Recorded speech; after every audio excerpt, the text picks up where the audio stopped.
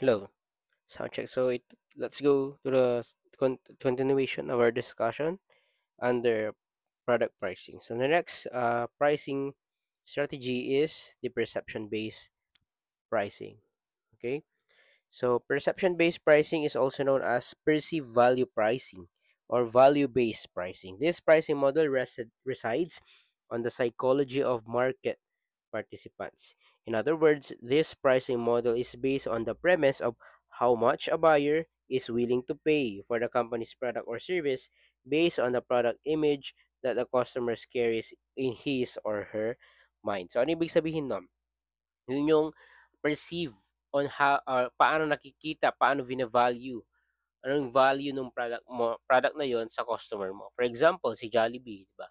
Kung titingnan mo, ano yung perceived value ni perceive or willing to pay, how much is the value that the customer is willing to pay for the product of Jollibee, di ba? Ano pa? Kunyari, compare natin like, ano pa yung mga mahal na product. For example, is Nike, di ba? Sapatos ng Nike as compared sa ibang brand or mas lower quality, si Nike premium yung price, 'di ba? Na pwedeng ila, ibigay ni Nike o i-price ni Nike dun sa kanyang product. Kasi nga yung brand is already well known, 'di ba? Kilala na yung brand ng Nike and yung product image pag sinabing Nike, ang papasok agad sa customer is papasok sa mind niya is quality shoes, 'di ba? Talagang maganda ang Nike. So, it depends on how the product will be carried in his or her mind ng ating customer. So, the perceived value is made up of several elements such as the buyer's experience. Siyempre, kung na-experience siya ng bumili ng, kunyari, yung ating Nike or sabihin natin iPhone, di ba? iPhone as compared sa Android phone. Pag sinabing sa Apple, iPhone, mataas yung value. Ibig sabihin, ah kapag sinabing Apple, meron ng nakaset sa mind ng customer na maganda yung iPhone. So, it is based on the buyer's experience. Ano pa? Service support, if maganda yung service support, warranty quality, channel deliverables, customer support, supplier's reputation, and the trustworthiness. So, therefore, companies that offer highly unique or valuable products or services are better positioned to reap the benefits of using this pricing model. Kung yung company mo, yung product mo is well-known, trustworthy, ano pa ba, maganda yung quality, then you can best to use perception-based pricing. Since kilala na yung product mo, pwede mo siyang um, parang mas madali siyang i-control, 'di ba? As compared sa cost-based pricing. On the other hand, product and services classified as commodities are not advised to use value-based pricing. So, ayan. Since perception-based pricing is psychological by nature, companies enhance such perceived value in customer minds through different marketing strategies. On the contrary, companies should avoid excessive marketing that will create an impression that the quality and value of the products and services are exaggerated in the perception of the customers. Next is, I think this is the last for the first pricing model. Controlled market-based pricing. As the name implies, the price setting is controlled. It is either controlled by the government or implied agreements among key market players. So this pricing model is usually used by gas and oil companies, mining companies, and utility companies. So for example, yung gas and oil, di ba, kunyari si Shell, kapag nagtaas ng price si Shell, hindi lang siya magtataas na rin yung ibang companies. Kasi nga, itong market-based pricing is kinokontrol ng government yung pricing natin. Kasi nga, wala tayong supply ng oil, which is nag-i-import lang tayo from other countries. Kung tumaas yung price ng ating oil sa world market, then tataas din yung price ng ating mga oil companies here in the Philippines. So that is the controlled market-based pricing. Now let's go to the strategic pricing models naman. So these are pricing models designed to incorporate business strategies in setting selling prices. These pricing models are based on the product's value to the customer or on competitive strategy rather than on cost. So number one dyan is yung target pricing natin. Under this pricing model, the company should conduct a market research to know the prevailing market price. As the name suggests, the company should set a target price based on the market research, which they consider a competitive price for their product. Thereafter, the company establishes a desired profit or profit margin. So after setting a profit margin, they compute the cost to be incurred in producing and selling the product. From there, they should figure out the necessary processes, activities, and systems in order to produce the product, which should be within the budgeted cost. Otherwise, the profit will suffer. So saan nagfo-focus yung ating target pricing? It focuses on the continuous improvement on cost through cost reduction. And in order to reduce the cost, the company should be committed to increase production and product process efficiency, market competitiveness, and innovation. So ito yung advantage and disadvantage of target pricing. Basahin nyo na yan. Let's have this illustration.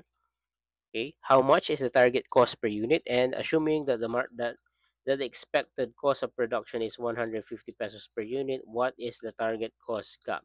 For the requirement letter A, target cost is the difference between the target selling price and the target profit, which is computed as follows. For the target profit, okay, 900,000.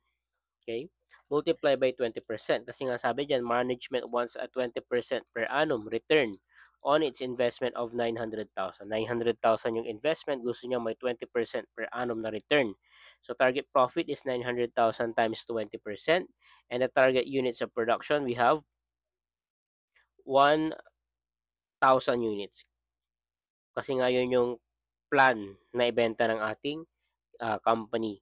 So we have target units of production 1,000 units, i-divide natin yun. So ang ating target profit na 180,000 divided by 1,000. So ang ating target profit per unit would be 180 pesos per unit. So compute na natin yung ating target cost per unit by target price per unit na 300. Okay, ito yung target selling price. Less 180 na target profit. So ang ating target cost per unit is 120 pesos. Diba madali lang? Letter B, if the expected cost to manufacture and to sell a product is higher than its target cost, there is a cost gap. So expected cost per unit is 150. Saan makikita yon? Ito. 150 daw ang expected cost of production. And then, ang target cost per unit is 120. So meron tayong cost gap na 30 pesos. Next, let's discuss life cycle pricing. So each product has its own life cycle. So alam natin, pag sinabing life cycle, paano ba nabubuo yung product? Meron siyang life cycle. As an overview, a product life cycle refers to the span of time from when the product is introduced in the market until it is the removal from the market. So from the time na in-introduce yung product sa market, bagong labas, for example, iPhone 17, until such time na i-remove na siya sa market. So the life cycle is divided into 4 stages. Ano yung mga yon? We have infancy, syempre baby pa lang, introduction stage or introduction stage, growth, growth and expansion stage, maturity stage, and lastly the decline stage. Apat. Infancy or yung introduction, growth and expansion, maturity, and decline. So the understanding of these stages is important for better marketing and business decision making. The introduction or infancy stage refers to the launching, diba? Bagong launch, yung iPhone 17, so infancy pa lang siya. In this stage, heavy marketing for the product is done through different advertisement platforms and brand awareness as the product is still new in the market. Under the growth stage, the product has gained market acceptance as the product becomes more recognizable. Such acceptance leads to increase in product demand, which may result to product expansion. So next is the maturity stage. So under the maturity is considered as the most profitable stage na siya. Most profitable since the product is stable and established in the market. Like yung iPhone natin, di ba? iPhone ano ba? 16, di ba? Since the product is considered as one of the market leaders, product enhancement and cost reduction may result so it can stay competitive among the growing competition. And under the declining stage, the product loses market share and the demand begins to decline resulting from market saturation and introduction of alternative products. Yung Nokia, di ba? Nokia, Dati sobrang sikat ng Nokia but ano na nangyari ngayon, nag-decline na siya, na wala na yung kanyang market share. Kasi nga, ano nangyari kay Nokia, hindi siya nakasabay sa demand. Hindi siya nakasabay sa innovation, 'di ba? Parang nag-focus lang siya sa mga keypad cellphone niya, pero nung nag-upgrade na yung dumating na si Apple, dumating na si Samsung, hindi na siya nakasabay. For life cycles pricing purposes, another stage is added, which is the conception stage or pre-infancy. This is the stage before, okay, the product is introduced in the market. So this is stage to bring this is the stage in this stage this is the stage to bring the investors, develop prototype models, testing product effectiveness, make strategic decisions about the product. So nagkakaroon ng lock-in cost. Okay, so selling price is determined by dividing the total cost from all the stages of the life cycle over the total estimated units to be produced or sold. Let's have this illustration. Determine the budgeted selling price of the product using the life cycle pricing. So, una, di ba, Vinson Corp is contemplating to produce a new product which is expected to be sold in the market for 6 years. So, life cycle stage, okay, budgeted cost, infancy, growth, expansion, maturity, decline. So, ang gagawin natin dyan is, okay, i-add natin yung kanyang life cycle stage, infancy, growth, maturity, decline, which is the total whole life cycle cost is 1.6 million. Divided by the two budgeted production of 200,000, meron tayong whole life cost per unit na 8 pesos. Multiply by the markup percentage of 150%, that is selling price would be 12 pesos. Okay. Next, let's go to skimming pricing. Is a strategic pricing method of setting initial product prices at a high level and subsequently lowers them at the time passes by as competitors enter the market. So, ano yung logic behind the attempt to skim off the top market segments to which you appeal? So, this pricing model is applicable in a seller's market since this market is difficult to enter because it usually requires high amount of investment. Thus, only few sellers exist and they can set high initial prices. Since iilan lang yung pwedeng pumasok dun sa market na yun, seller's market, tinataasan na agad nila yung prices. Ano yung purpose nila?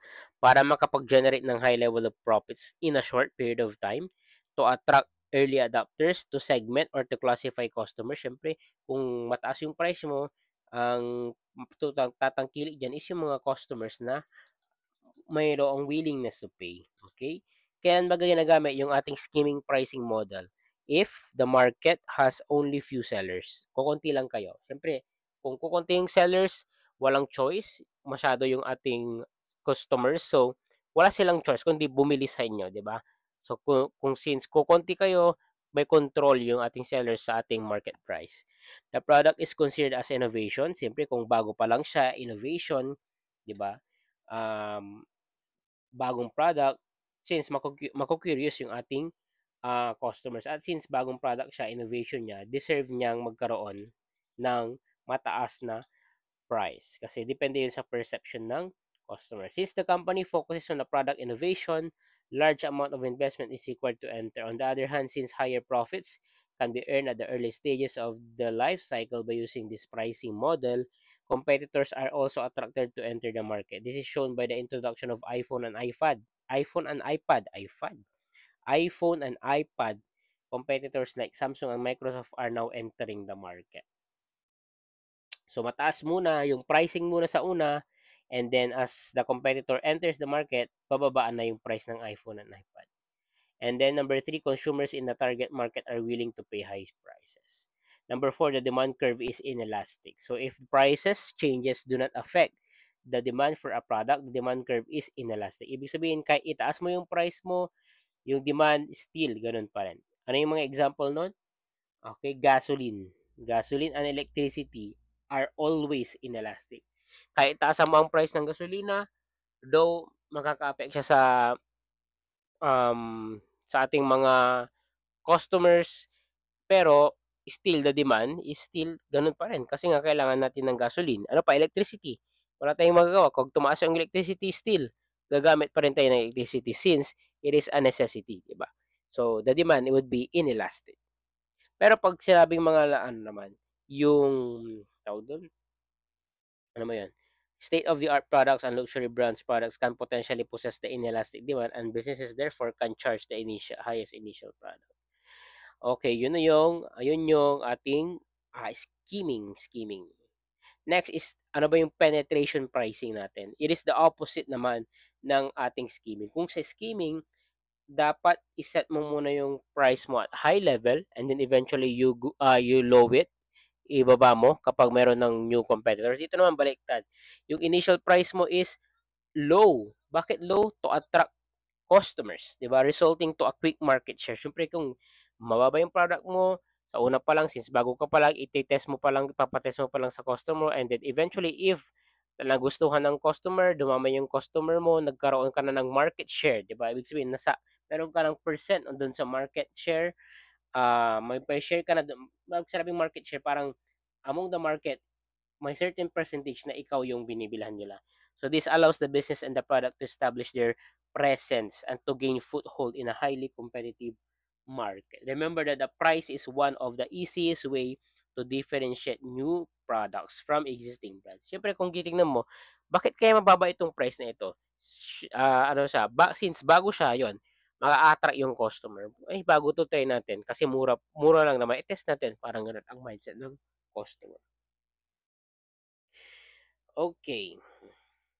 So penetration pricing is an aggressive pricing model because it is exposed on the risk that the customers may initially choose the product or the brand but eventually switch to a competitor once the prices start to increase. Yun yung risk ng penetration pricing. Sa una, mababa ka, pero once na tinaas mo na yan, kapag nakilala na ng customer, pwedeng may risk na lumipat sa ibang brand yung customer mo.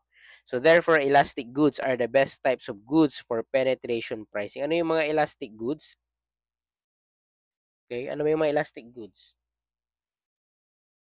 Kapag wait lang. Kung yung inelastic is yung mga electricity, 'di ba? Hanap tayo ng elastic goods. Elastic goods examples are uh, luxury items like designer clothes or high-end cars, restaurant meals, electronics, and airline tickets. Yung mga ganon. So kapag once na sa una mababa lang yung price at once tumaas na yon, pwedeng magkaroon ng change yung ating customers. Ito yung mga advantages and disadvantages. So, okay, malapit na ba tayong matapos? Check ko lang. Ayan, kita pa yung kamay ko, sorry. Lapit na, last na. Tactical pricing models. These are pricing models used in daily management of pricing. These models we use with an objective of immediate result. We have time pricing or time-based pricing, as the name suggests, as a pricing model that charges its customers according to time. This pricing model links prices to a particular time, which is based on the period used by the customer or the client. This pricing model is more appropriate for service companies or companies in the hospitality industry. Examples: hotels, hostels, and B&B, bed and breakfast. Okay, the prices are higher during peak seasons and correlated to holidays, events, and special days, 'di ba? Yung mga kunyari sa Baguio, sorry. Hello. Kunyari sa Baguio, okay? During holiday season, Christmas season, okay? Mataas yung price ng ating mga Airbnb kasi nga sinasamantala nila yung season na peak yung demand. So since mataas yung demand, okay, they will use that opportunity to increase the price kasi nga yun yung time na dun sila kikita ng malaki kasi in demand siya. Next, ano pa, yung ride hailing apps like Grab and Uber. Kailan mataas yung price niyan? Kapag gabi, 'di ba? Kapag gabi, minsan may mga case na mataas yung price ng Grab and Uber. Kasi nga wala nang choice si customer kundi i-book siya kasi gusto niya nang makauwi. So, meron nang para nagkakaroon ng artificial ah parang artificial demand ba na paggabi 'di ba, parang ang gagawin nila tataasan nila yung price gano'n, and then since si customer gusto niya ng makauwi wala na siyang choice kundi i-grab na yung ano opportunity na mag-book ng ride-hailing app. As well as the airlines 'di ba, the prices are lower when tickets are booked in advance as compared to those booked near the intended flight date. So based on the above examples, time-based pricing is a dynamic and flexible pricing na tinatawag natin as the price vary depending on the timing of the product or service was availed by the customers or was provided. Parang yung mga ginagawan Christmas tree, yung mga Christmas decor, Christmas goods. Kapag malapit na yung Pasko, mataas na yung price niyan. So better you start bumili even before the Christmas season start. Next, ito yung mga drawbacks. Okay, next let's go to material-based pricing. As the name implies, material-based is a pricing model that charges the actual cost of the materials used plus a designated profit as the selling price. Okay? Ito yung mga advantages. So profit is predictable since there is an assurance that all costs can be covered, allowance for a certain flexibility in terms of the scope of work to be done. Disadvantages, clients often prefer a fixed price contracts because the risk is lower and budgeting is easier. With open-ended labor hours, the contractor's laborers may not be motivated. And then transfer pricing, this will be discussed on the next chapter, chapter 9. So this is the end. Hindi nakasama yung gross profit variance analysis. This will be the end, the chapter 8. Please read your books and answer some exercises. Okay? Pubush ko yung sa ating Google Classroom kung ano yung activity na assignment ninyo. So, thank you for listening in this video lecture and see you on the next one.